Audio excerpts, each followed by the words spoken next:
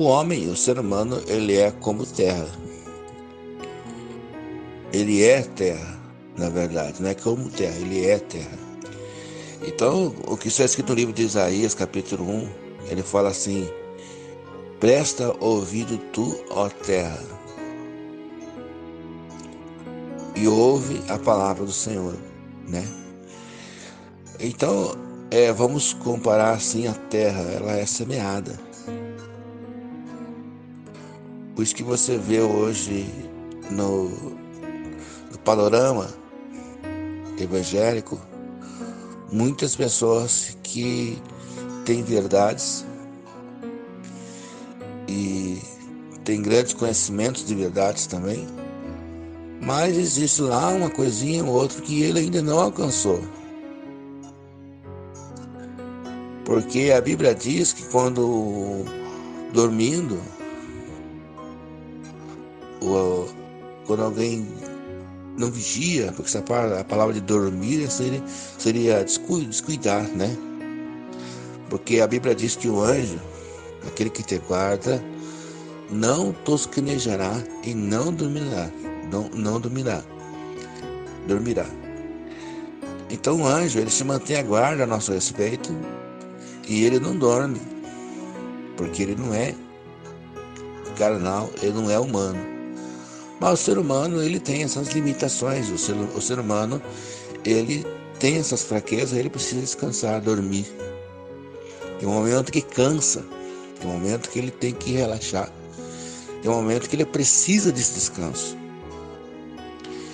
E o inimigo aproveita esse cansaço, essa molesta, né, do ser humano e semeia o joio.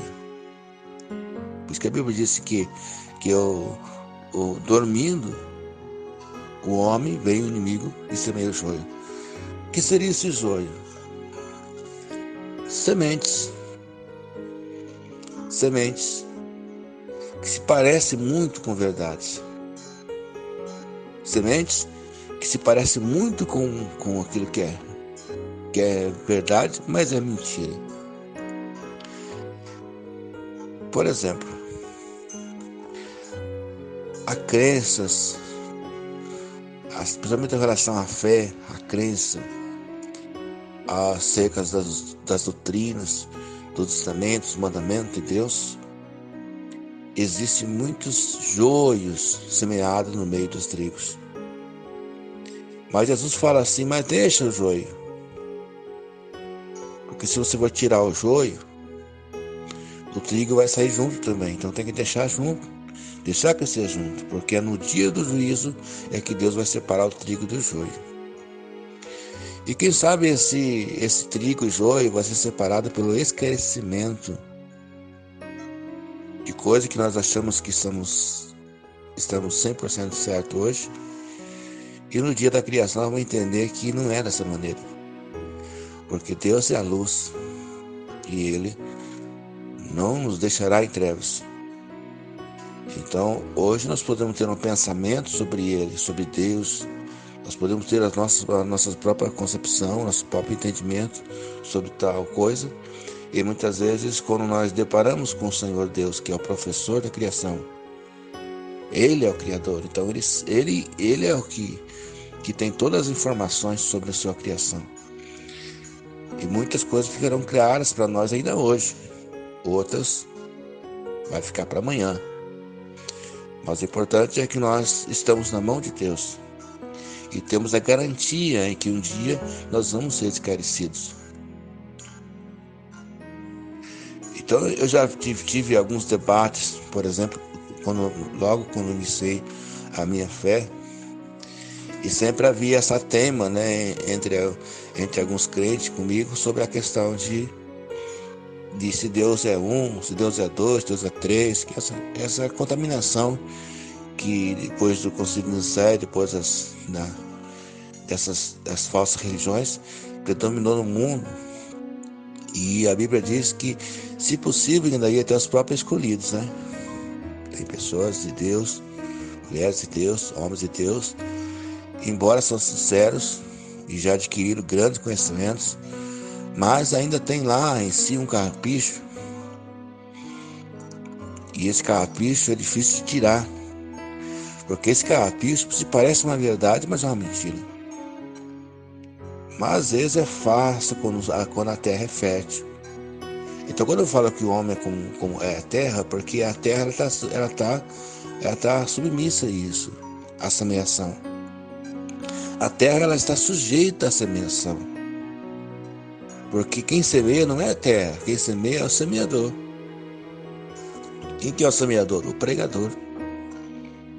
Tanto aquele que prega a verdade, como aquele que prega a mentira, é um semeador.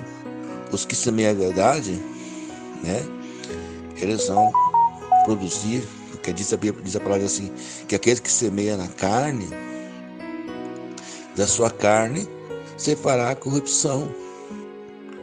O que é a palavra corrupção? Aquele que se corrompe, aquele que se remove, aquele que se decompõe, aquele que se destrói. Mas diz Paulo também, mas que semeia no Espírito, você fará o quê? Justiça e paz. Então as pessoas que estão semeando na carne, estão pregando na carne, ou que estão investindo na sua carne, com isso eles agregam corrupção.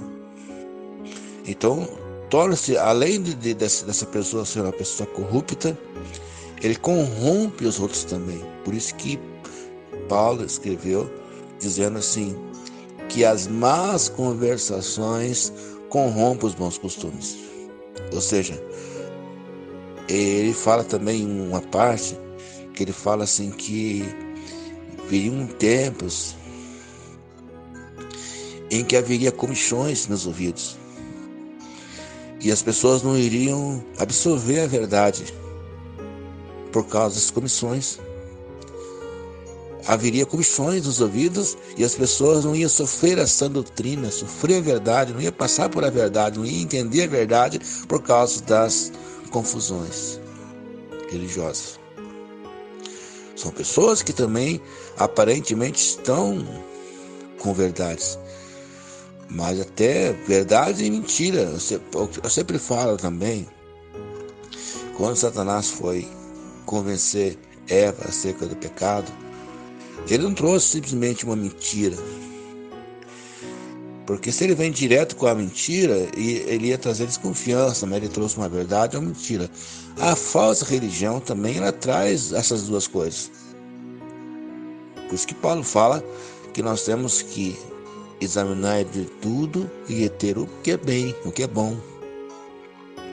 E isso Deus vai te dar um sensor aí espiritual para você saber o que é verdade e o que é mentira. Saber classificar aquilo que é certo e aquilo que é errado. Saber entender isso, essas coisas. Então os inimigos veio e semeou a semente do mal, o joio. O que semeia na sua carne, da sua carne se fará corrupção. Então por isso que a Bíblia diz, ai de vós, escribas e fariseus. Como assim escribas? O que é a palavra escribas? Escritores. Pessoas que escrevem. Eu digo para vocês quantos escritores hoje existem no mundo que perverte a fé, que perverte o conhecimento, impede que as pessoas entrem na glória através dos seus livros.